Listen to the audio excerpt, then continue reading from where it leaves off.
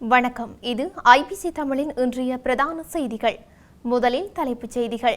மறைந்த மாவைக்கு ஜனாதிபதி நேரில் சென்று அஞ்சலி. யாழில் அர்ச்சுனாவின் பேச்சை இடைநிறுத்திய ஜனாதிபதி அனுர சபையில் சலசலப்பு. ராஜபக்சர்கள் மாத்திரமல்ல, அனைத்து கள்வர்களும் பிடிபடுவர், அனுர அரசாங்கம் சூளுரை. வாகன இறக்குமதி குறித்து வெளியான அறிவிப்பு. நாட்டில் நிலவும் தேங்காய் தட்டுப்பாடு, அமைச்சரவை எடுத்துள்ள தீர்மானம். ஜனாதிபதியின் யாழ் வருகை, 20 விடயங்களை முன்வைத்த கஜேந்திரகுமார். மஹிந்தவின் வீட்டிற்கு படையெடுக்க போகும் மொட்டு உறுப்பினர்கள். யாழில் மக்களுக்கு ஜனாதிபதி அனுர அளித்த வாக்குறுதி. வீழ்ச்சியடையும் இலங்கை ரூபாவின் பெறுமதி. தூசு தட்டப்படும் 11 வழக்குகள், தேர்தலுக்கு முன்னர் மேலும் பல கைதுகள்.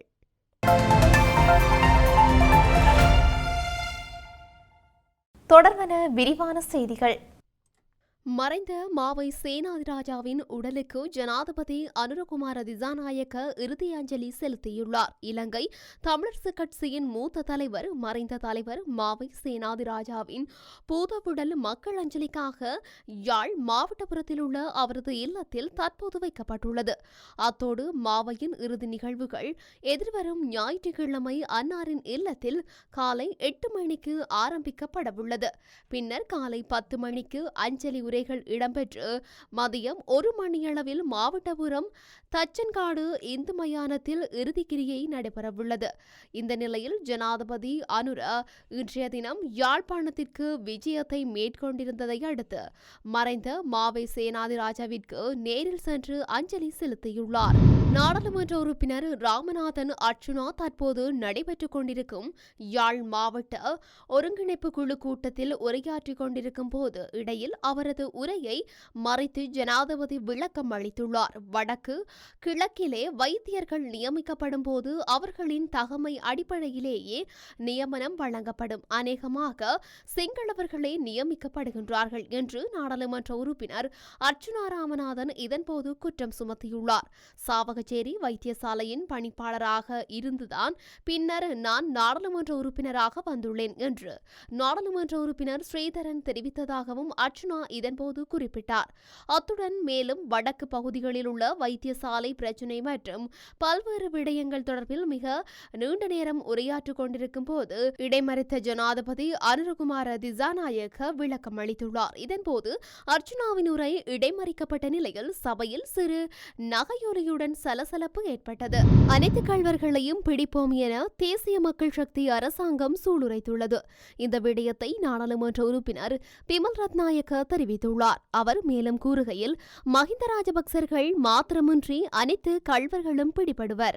அரசாங்கம் கள்வர்களை பிடிப்பதற்கு முனைப்பு காட்டும் போதும் சஜித், நாமல், விமல் வீரவன்ச போன்றவர்கள் அதனை தடுக்க முயற்சிக்கின்றனர். தற்பொழுது அவர்கள் ஒன்றிணைந்து கொண்டுள்ளனர். துறைமுகத்திலிருந்து தங்கம் கடத்தப்பட்டதாக குற்றம் சுமத்தப்படுகின்றது. அவ்வாறான தங்க கடத்தல்கள் கொள்கலனூடாக இடம்பெறவில்லை. எனவே இது தொடர்பில் விசாரணை நடத்தி உறுதிப்படுத்தப்பட்டுள்ளது என குறிப்பிட்டுள்ளார். இலங்கையில் பயன்படுத்தப்படும் பிரபலமான வாகன வகைகளை மீண்டும் நாட்டிற்கு இறக்குமதி செய்ய முடியாது என்று ஜப்பான் இலங்கை வர்த்தக சங்கம் தெரிவித்துள்ளதாக தகவல்கள் வெளியாகியுள்ளது. ஜப்பானில் சுமார் 3 ஆண்டுகளாக பயன்படுத்தப்பட்டு உரிய நிலையில் உள்ள வாகனங்களை மாத்திரம் இறக்குமதி செய்வதற்கான அனுமதியை அரசாங்கம் வழங்கியுள்ளதாக அந்த சங்கத்தின் தலைவர் ஜகத் ராமநாயக்க தெரிவித்துள்ளார்.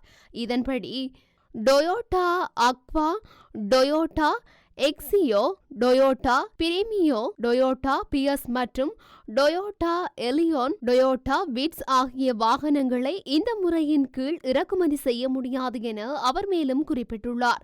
4 வகை வாகனங்களை இறக்குமதி செய்வதற்கு அரசாங்கம் அண்மையில் அனுமதி வழங்கியுள்ள போதிலும் தனியார் வாகனங்களை இறக்குமதி செய்வதற்கு இன்னும் அனுமதி வழங்கப்படவில்லை என சுட்டிக்காட்டப்பட்டுள்ளது. இந்த நிலையில் எதிர்வரும் பிப்ரவரி மாதம் 1ஆம் திகதி முதல் தனியார் வாகனங்களை இறக்குமதி செய்வதற்கு அனுமதி வழங்கப்படும் என்ற நம்பிக்கையில் வாகன இறக்குமதியாளர் இறக்குமதியாளர்கள் உள்ளனர். தனியார் வாகனங்களையும் இறக்குமதி செய்ய அரசாங்கம் அனுமதி வழங்குமாக இருந்தால் ஜப்பான் நாட்டின் பயன்படுத்திய வாகனங்களை குறைந்த விலையில் நாட்டுக்குள் கொண்டுவர முடியும் என்று வாகன இறக்குமதியாளர்கள் சங்கம் தெரிவித்துள்ளமை குறிப்பிடத்தக்கது.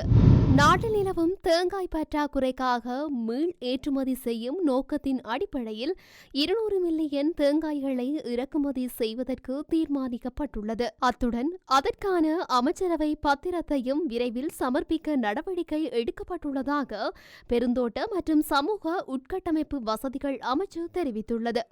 200 மில்லியன் தேங்காய்களை இறக்குமதி செய்வது தொடர்பில் எழுந்துள்ள பிரச்சினை குறித்து பெருந்தோட்ட மற்றும் சமூக உட்கட்டமைப்பு வசதிகள் அமைச்சு, தொழில் அமைச்சு, தெங்கு ஆராய்ச்சி நிறுவனம், தென்னை பயிற்சிகை சபை, தெங்கு அபிவிருத்தி அதிகார சபை மற்றும் தேங்காய் தொடர்பான செயல்பாடுகளை முன்னெடுக்கும் ஸ்ரீலங்கா தேங்காய் தொழில் சபை ஆகியன இது தொடர்பில் கலந்துரையாடியுள்ளன.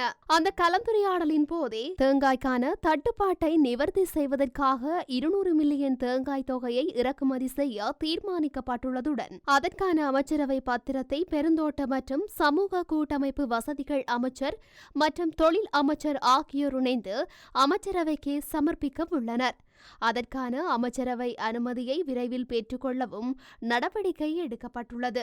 இறக்குமதி செய்யப்படவுள்ள அந்த 200 மில்லியன் தேங்காய்களை தேங்காய் பால், தேங்காய் மா மற்றும் குளிரூட்டப்பட்ட தேங்காய் என்று 3 வகைகளின் அடிப்படையில் இறக்குமதி செய்யவும் தீர்மானிக்கப்பட்டுள்ளது. பெருந்தோட்ட மற்றும் சமூக உட்கட்டமைப்பு வசதிகள் அமைச்சின் செயலாளர் மற்றும் தொழில் அமைச்சின் செயலாளரினால் இது தொடர்பில் குழு ஒன்று நியமிக்கப்பட்டுள்ளது. ஒவ்வொரு நிறுவனத்துக்கும் அவசியமாக தேங்காய் தொகை அந்த குழுவினால் பரிந்துரை வழங்கப்படும் என்பதுடன் அந்த பரிந்துரைகள் பெருந்தோட்ட மற்றும் சமூக உட்கட்டமைப்பு வசதிகள் அமைச்சின் செயலாளரினால் தொழில் அமைச்சின் செயலாளருக்கு அனுப்பி வைக்கப்படவுள்ளது. அந்த குழுவின் அனுமதியை தேங்காய் தொகை இறக்குமதி செய்யப்படும்.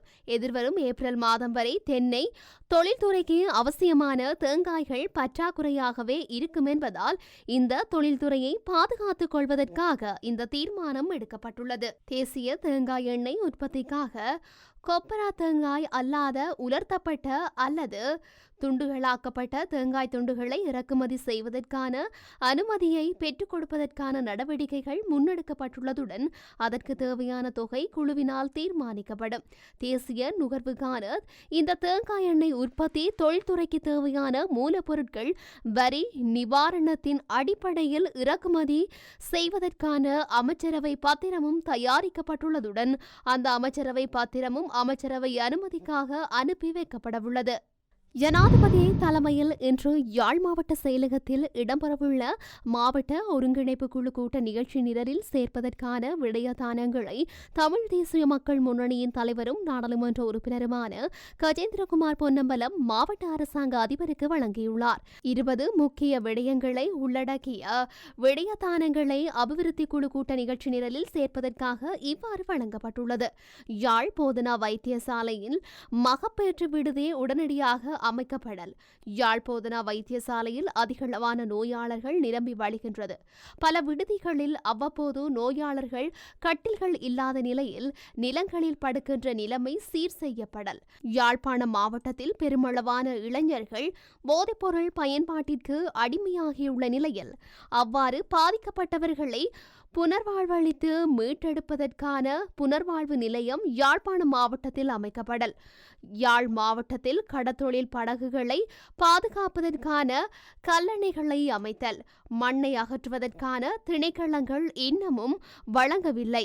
அனுமதியை சம்பந்தப்பட்ட எனவே குறித்த பகுதியில் குவிக்கப்பட்டுள்ள மண்ணை அண்மையிலுள்ள பொது அமைப்புகளது பயன்பாட்டிற்காக எடுத்துச் செல்ல அனுமதிக்கப்படல் வேண்டும்.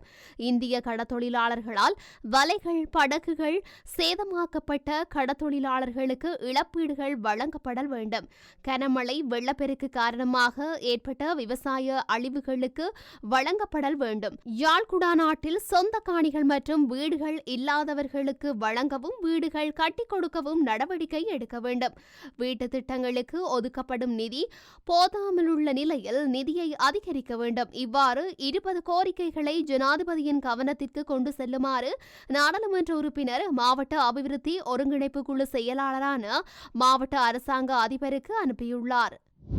ஸ்ரீலங்கா பொதுஜன பெரமுனவின் அரசியல் குழுவின் சிறப்பு கலந்துரையாடல் ஒன்று இடம்பெறவுள்ளதாக தகவல்கள் வெளியாகியுள்ளது. குறித்த கலந்துரையாடல் இன்றைய தினம் முன்னாள் ஜனாதிபதி மஹிந்த ராஜபக்சவின் தலைமையில் விஜயராம மாவத்தை நடைபெறவுள்ளதாக கட்சி வட்டாரங்கள் தெரிவித்துள்ளன. இந்த கூட்டத்திற்கு அனைத்து அரசியல் குழுவின் உறுப்பினர்களும் அழைப்பு விடுக்கப்பட்டுள்ளதாகவும் தெரிவிக்கப்பட்டுள்ளது. இதேவேளை கடந்த 27ஆம் தேதி விஜயராமவில் உள்ள மஹிந்த ராஜபக்சவின் உத்தியோகபூர்வ இல்லத்தில் கலந்துரையாடல் ஒன்று இடம்பெற்றது. பொதுஜன பெரமுன கட்சியில் இருந்து விலகி வேறு அரசியல் கட்சிகள் மற்றும் குழுக்களில் இணைந்த முன்னாள் நாடாளுமன்ற உறுப்பினர்களுக்கும் குறித்த கலந்துரையாடல் கலந்து கொள்ளுமாறு அழைப்பு விடுக்கப்பட்டிருந்தது. புதிய அரசாங்கம் ஆட்சிக்கு வந்த காலத்திலிருந்து ராஜபக்சர்களும் பொதுஜன பெரமுன கட்சியும் பாரிய அரசியல் பழிவாங்கல்களுக்கு உட்படுத்தப்படுவதாக விமர்சனங்கள் உருவாகியுள்ளமையும் குறிப்பிடத்தக்கது. வடக்கில் நிலவும் காணி பிரச்சினையை மீளாய்வு செய்து மக்களிடம் காணிகளை மீள ஒப்படைக்க நடவடிக்கை எடுக்கப்படும் என ஜனாதிபதி அனுரகுமார திசாநாயக்க தெரிவித்துள்ளார். யாழ் மாவட்ட ஒருங்கிணைப்பு குழு கூட்டத்தில் கலந்து கொண்டு இன்று உரையாற்றும் போதே ஜனாதிபதி இதனை குறிப்பிட்டுள்ளார். மக்களின் காணிகள் மக்களுக்கே சொந்தமாக இருக்க வேண்டும் என்று அவர் வலியுறுத்தியுள்ளார்.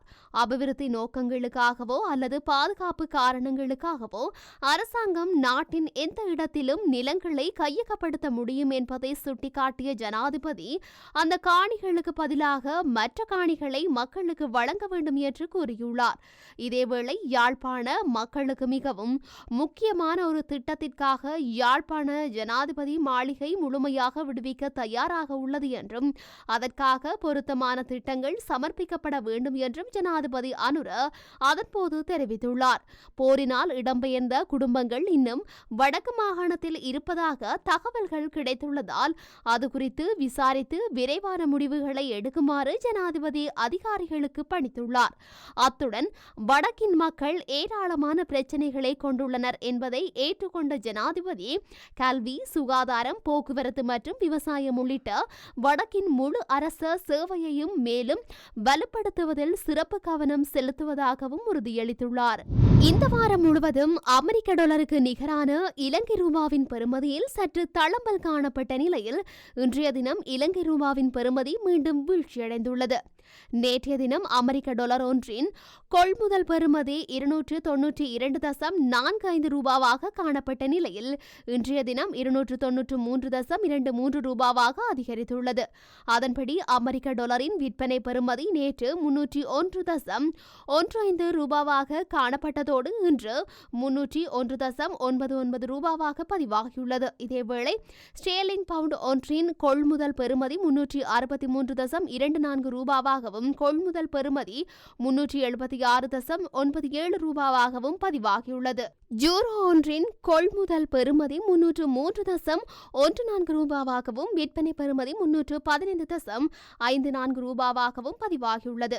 கனேடிய டாலர் ஒன்றின் கொள்முதல் பெறுமதி 201.50 ரூபாவாகவும் விற்பனை பெறுமதி 209.96 ரூபாவாகவும் பதிவாகியுள்ளது. ஆஸ்திரேலிய டாலர் ஒன்றின் கொள்முதல் பெறுமதி 180.61 ரூபாவாகவும் விற்பனை பெறுமதி 189.89 ரூபாவாகவும் பதிவாகியுள்ளது. இந்த நிலையில் நேற்றைய தினத்துடன் ஒப்பிடுகையில் இன்று வர்த்தக வங்கிகளில் அமெரிக்க டாலருக்கு நிகரான இலங்கை ரூபாவின் பெறுமதி வீழ்ச்சியடைந்துள்ளது. கடந்த அரசாங்கங்களின் காலத்தில் நடைபெற்ற மோசடி, சட்டவிரோத சொத்து குவிப்பு விடயங்களுடன் தொடர்புடைய 11 வழக்குகள் தற்போதைக்கு தூசு தட்டப்பட்டுள்ளதாக அறிய கிடைத்துள்ளது.